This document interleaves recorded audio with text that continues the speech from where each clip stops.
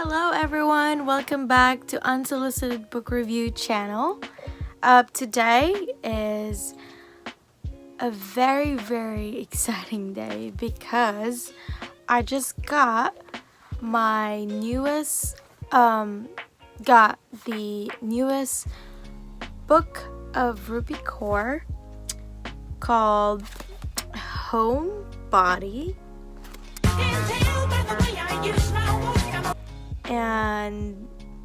And I pre-ordered this a couple weeks ago and it was just delivered today worldwide. And so if you pre-ordered it too, you should be getting it today or tomorrow, and so be on the lookout. Before I go over the Homebody, I'm gonna talk about Rupi Kaur for a bit, for those of you who doesn't know who Rupi Kaur is. So Rupi Kaur is one of the modern poet, and what that means is that she started off through social media, which is Instagram, one of the most widely used social media platform, and she started by just posting her poems on Instagram, and then from there she gained followers throughout the years, and suddenly she blew up and published her first book called The Milk and Honey. I'm sorry if it has so many fur on it because my cats other crap around my room. And so yeah, Milk and Honey, that's her first book, which she published in 2016, and from there she just took off, and now she have 4 million followers on Instagram. And then her second book was released in 2017, so just a year later after her first book was published, which was 2016, The Milk and Honey, and then she published The Sun and Her Flowers in 2017. I really love this book cover, just because it's the flowers. I love flowers. And now, after 2017, she kind of became inactive, but she has been very consistent with her Instagram posts. She continued to write and be engaging with her fans on Instagram, and finally 3 years later gave birth to Homebody. And I'm really excited to open this and read some of the passages or poems in this book with you, because I actually have not opened this book. And so this is going to be my first time, with the rest of you. And I'm very excited. I just wanted to give you a taste of the Homebody, and I might do a part 2 of the book review of Homebody, because like I said, I just got this today, so I can't really give a constructive, more in-depth review of the book, because like I said, I just got it today and I haven't opened it, and this is my first time opening it. And so first off, let's talk about her book cover. It's quite different with her other book covers from her previous book, Milk, Honey, and the Sun and Her Flowers. But they all are similar in a way that in her poems, she often includes minimal sketches to give visual of the emotion and thoughts, and to kind of help us understand the whole message of the poem. But overall, all of her poems are very simple and direct and easy to understand and very relatable. And I guess the illustrations are added to add some aesthetic to it. And also, as a visual learner, makes me feel more connected with the poems, specifically her poems. So I think that's what one of the other things that makes Rupi Kaur a really interesting poet is because of her illustrations, which she also drew herself. So not only she's a poet, but she's also an artist. And her latest book, Homebody, she actually designed this herself, the book cover. So that itself is already very interesting. She, if you don't know Rupi Kaur and have not read Milk and Honey or read any of her one of the 2 previous books, she divides her books into sections, often into 4 sections. And so I am also assuming and expecting that the Homebody will be also divided into different sections, and I am right. It is divided into 4 sections as well. The first section is the mind.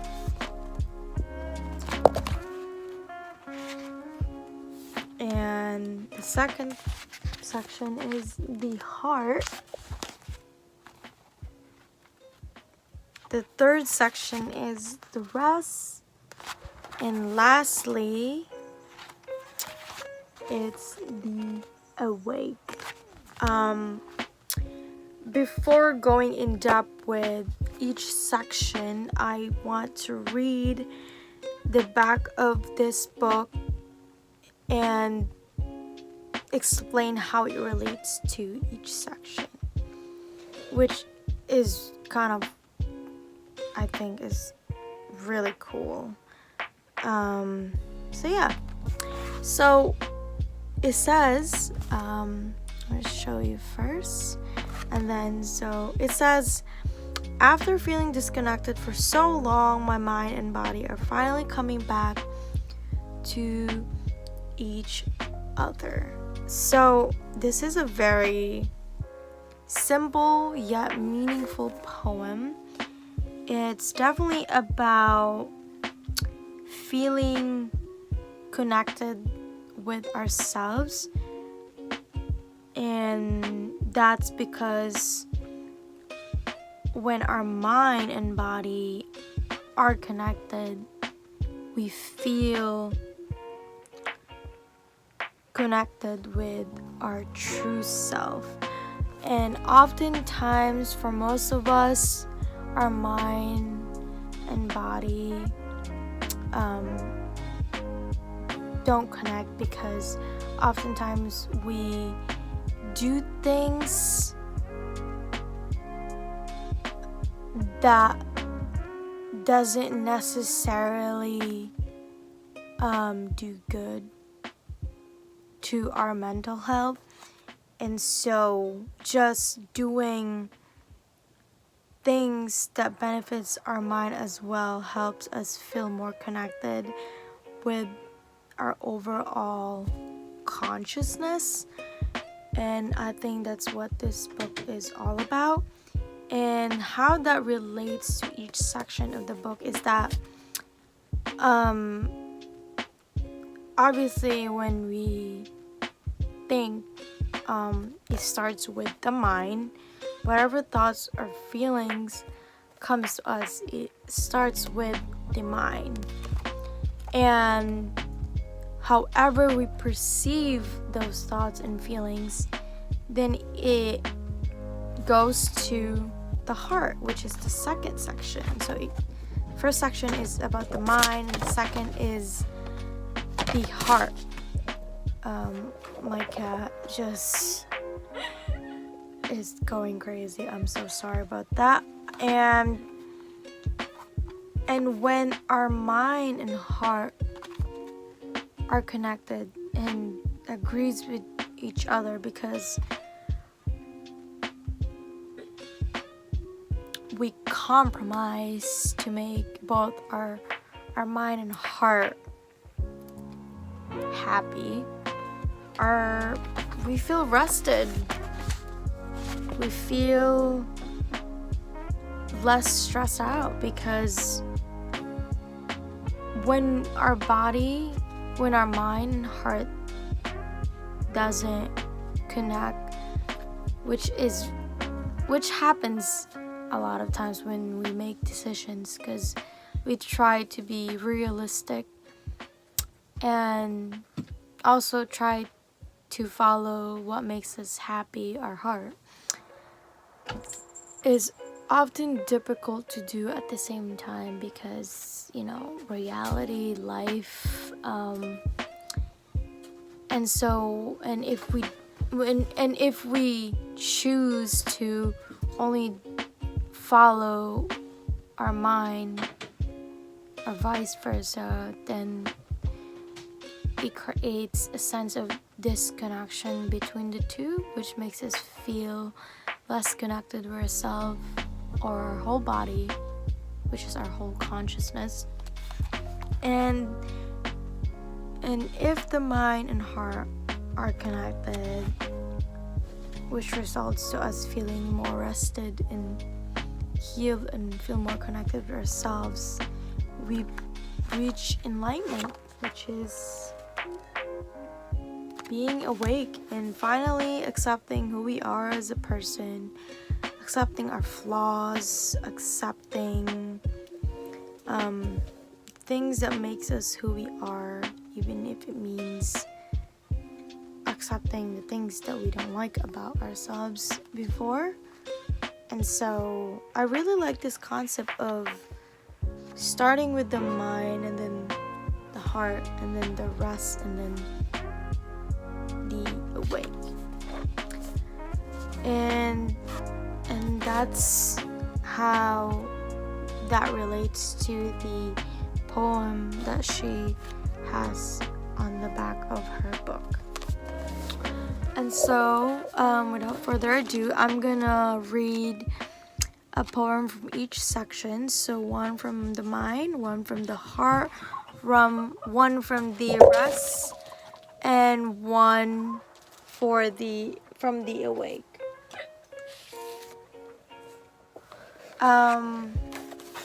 And so, okay. So, right off the bat, the mind,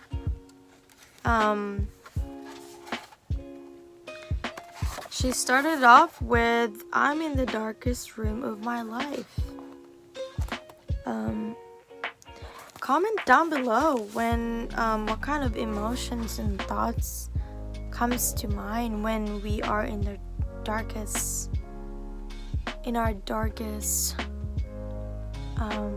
times, when we feel really down. Like, what do you feel and what are you thinking in those times? And she has this image, and that's really spot on, because like when we feel really down and depressed, we are often like this. I literally do this too. Like, I sit in the corner and just think about all of the negative things and all the things that's going bad, and then there's this darkness that surrounds us, which is why it's called our darkest times. So in the heart, Oh, this one is really good. I was trying to make him the one, and it took me 3 years to realize love doesn't work like that. What I really like about Rupi Kaur is that her poems are very universal. Not just that, I mean, she definitely writes a lot about women, but not only her poems relates to women, but it also relates to just anybody, really. I mean, we all feel love. We all know what love is. Everybody loves, and everybody are loved by someone, right? So definitely her poems are very relatable for everyone. And also just a quick sidebar, she mostly writes about really relevant issues in our society, such as trauma, mental illness, identity, being a minority. So she also talks about racism, and because she's a minority herself, and she also talks about love. She also talks about self-acceptance, self-love. It's all different kinds of things that any of us could relate to and probably went through at some point of our life. And so I think that's what makes her really, really popular, is that the things she writes about are the things we've all been through at some point in our life. So there's that, especially this one. And I think the image is really spot on, because when we think we are in love with someone, when really we're just in love with the idea of them, or the idea of them that we created in our head, and then later after it ended, for some reason we realized, like, wow, I am actually not in love with this person for who they are, and I'm actually in love with the person who, or the idea of them that I created in my head, or the idea of us, and that's why I think this illustration here is like this person is sculpting this person, hence the creating this version of this person that we want to see, or how we view them, when really it doesn't really represent who really they are deep down. And so, like I said, I'm a visual learner, and so having these images really helps feel all of the feels or emotions, and helps you understand the message of the poem. And for the rest,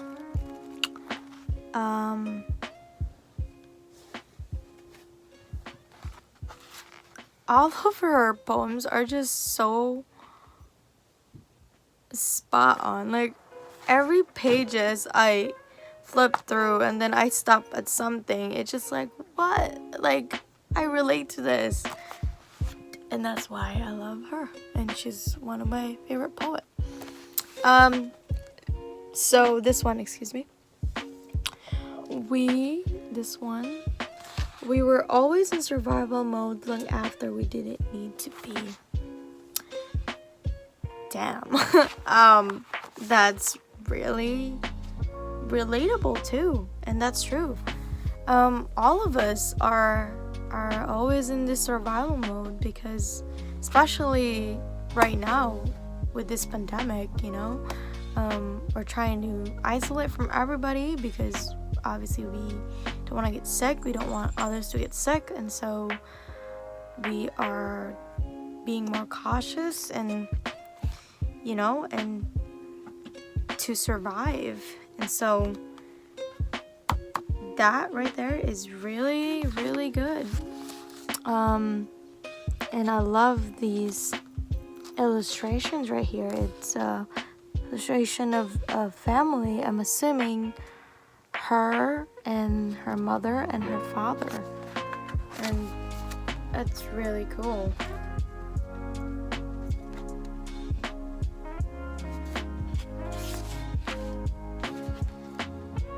Okay, so the awake section, she started off with I'm waking up from the longest night of my life. It's been years since I've seen the sun.